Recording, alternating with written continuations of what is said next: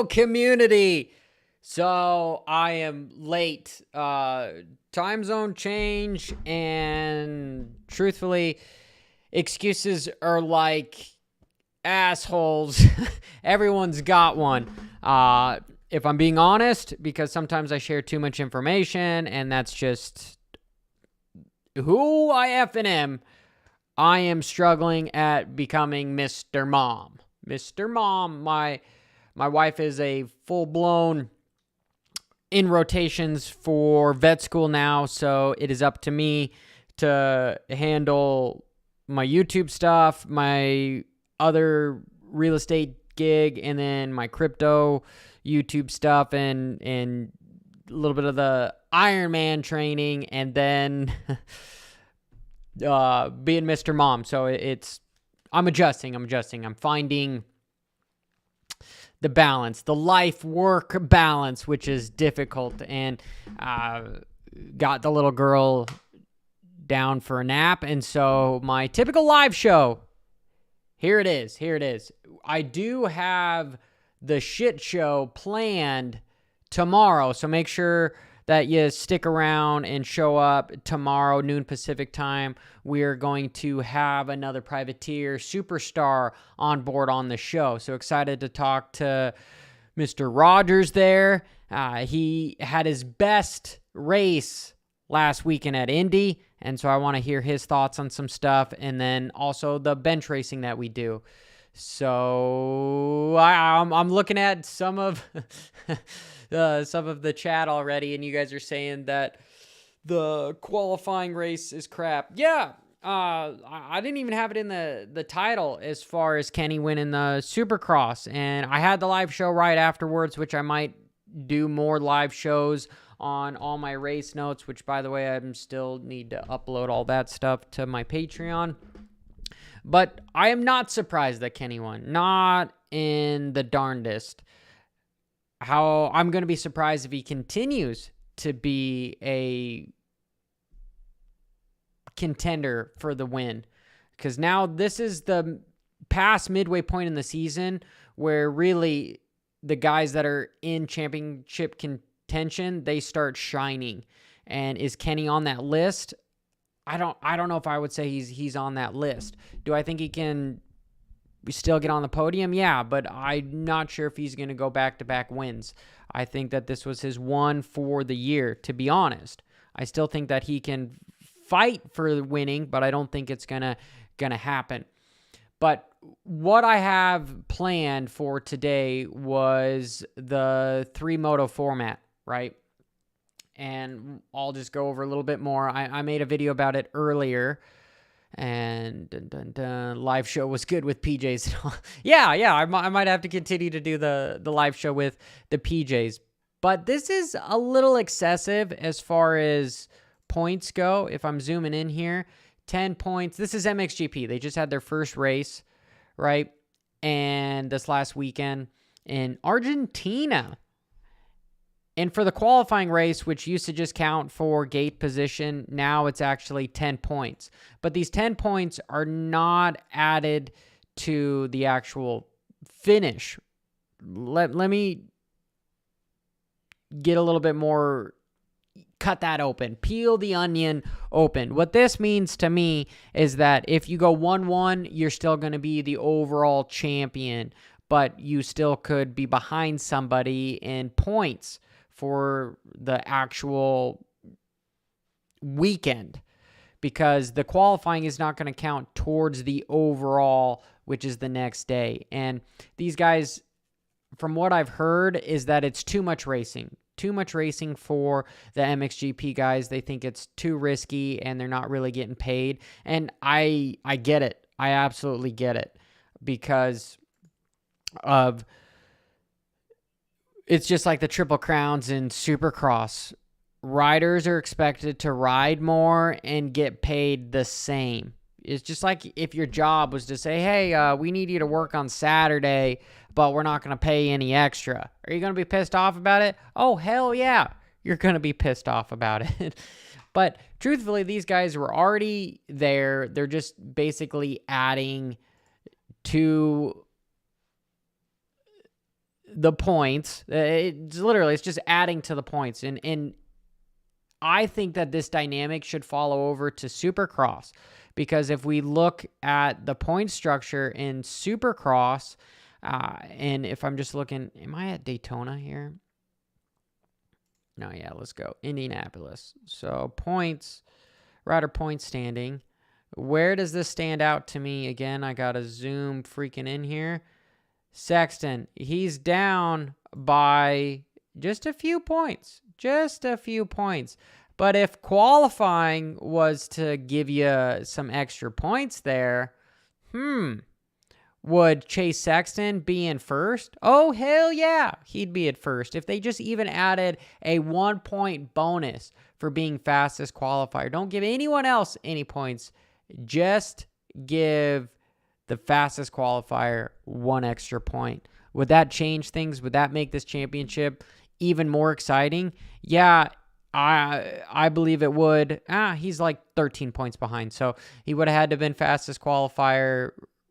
He still wouldn't have gotten it done, but the points would be within 5 of everybody. I think that that's something that Supercross should potentially implement. And if I'm being honest, if I am just being honest, all of this change that is even happening with MXGP, it's to create drama. It's to create popularity inside the sport, because you have so much going on in dirt bike racing right now. World Supercross, Arena Cross, you got some other side series that are much smaller than even Arena Cross. They're also kind of considered Arena Cross, but you got the Canadian Nationals, you got the Australian motocross stuff.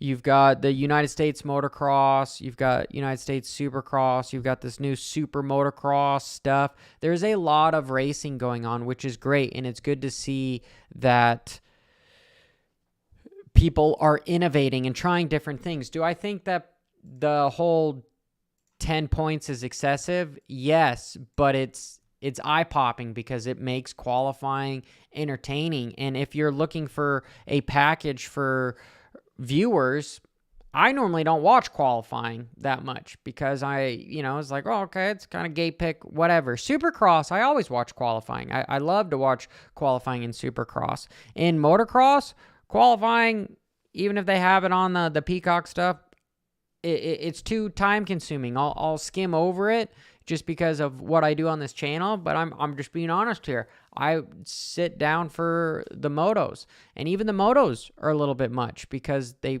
fit in a bunch of stuff. However, if you're trying to sell for sponsors, you need to have viewership throughout the whole package, and you need to get people to start paying attention to qualifying a little bit more.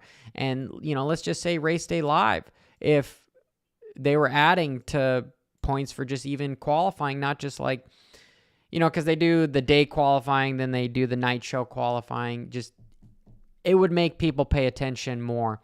And that is a good caveat to what my buddy Cooksey in his last video was talking about.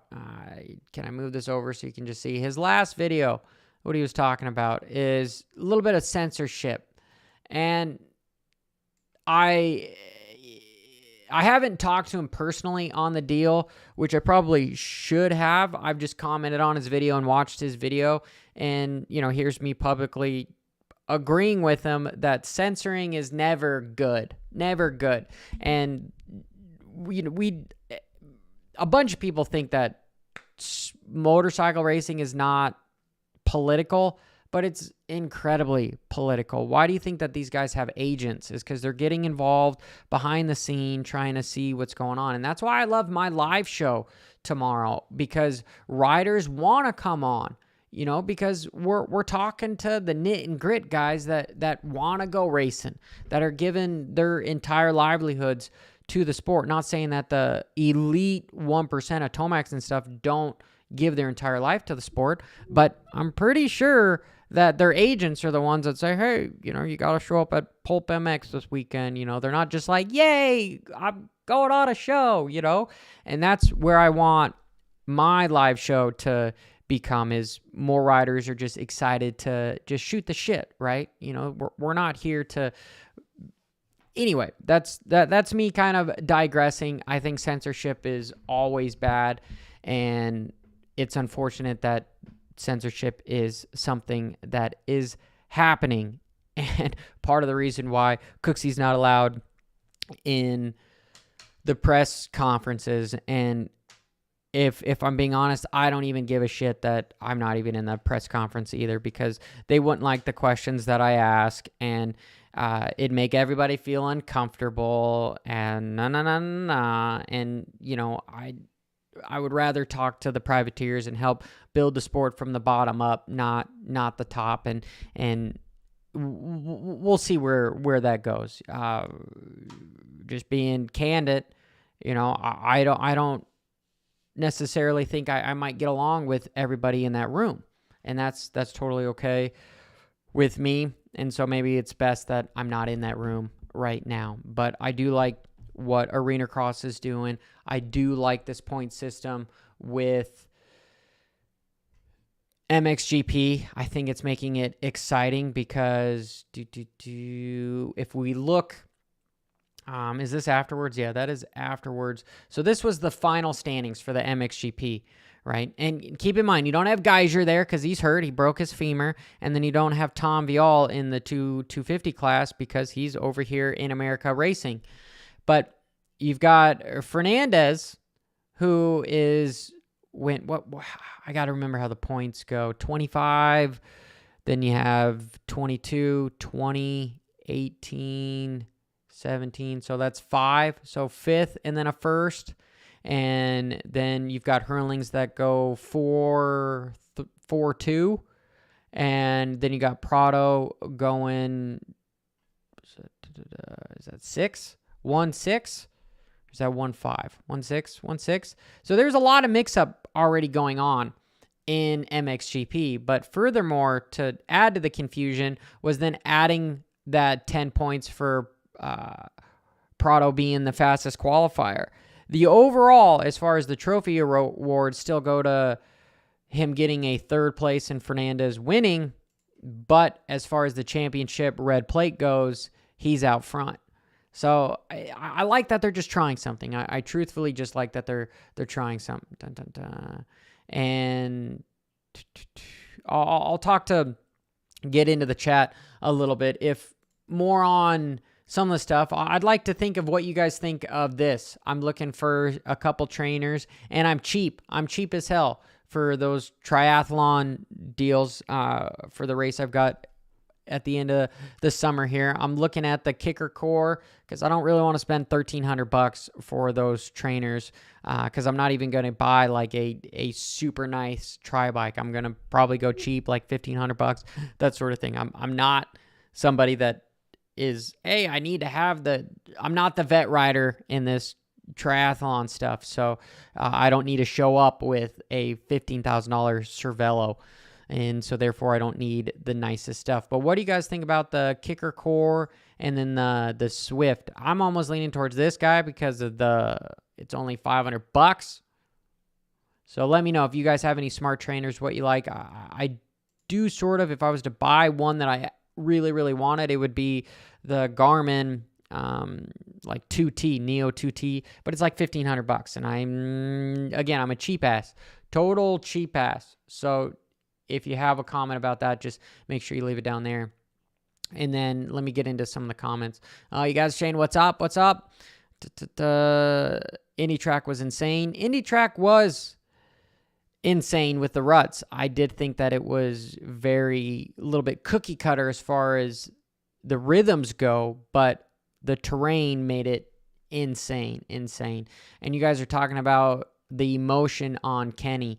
Oh, and if I'm backpedaling a little bit so that you guys get some nit and gritty of what I was talking about as far as the Cooksey video is, I guess some of the people that were involved in press got a text message saying that they were not allowed to ask Thrasher and Hunter if they like each other or any of the altercations whatsoever, which that is censorship 101. Don't ask these questions. I could see this happening when, Biden steps out there and they don't want to have anybody ask him like why the economy's doing as bad. I get that, but this is motorcycle racing and we want more drama, so therefore you should be able to ask what you want to ask. So that's the big deal there. Dun, dun, dun. Oh, T-Bone, you're saying that's how, or John's Garage said that's how Superbike works. Yeah, the 1 point deal. Okay, and then other people are saying that the whole point stuff is stupid. I get it, totally get it. Anyway, quick little live show here. I'm adjusting. We'll pick up again next week. And I believe next week I'm even going to be doing the giveaway. God, there's a lot going on. But make sure you stick around tomorrow, noon Pacific time, for the next episode of the shit show. So appreciate every single one of you. You guys have been behind me with subscribers and all the journey stuff. It's been awesome. Been absolutely awesome. I want to start riding a little bit more too. I'm just figuring out my schedule because now I re-got a truck so that I can actually go do stuff, because for a moment there, I was trying to be super cheap and I even sold my truck. And I mean, the long story short was I needed to come up with 15 grand real quick to save my freaking cat, because my damn cat, anyway, the cat is a Bitcoin at this point now, but I digress. Till next time, keep it tuned to MX Unfiltered.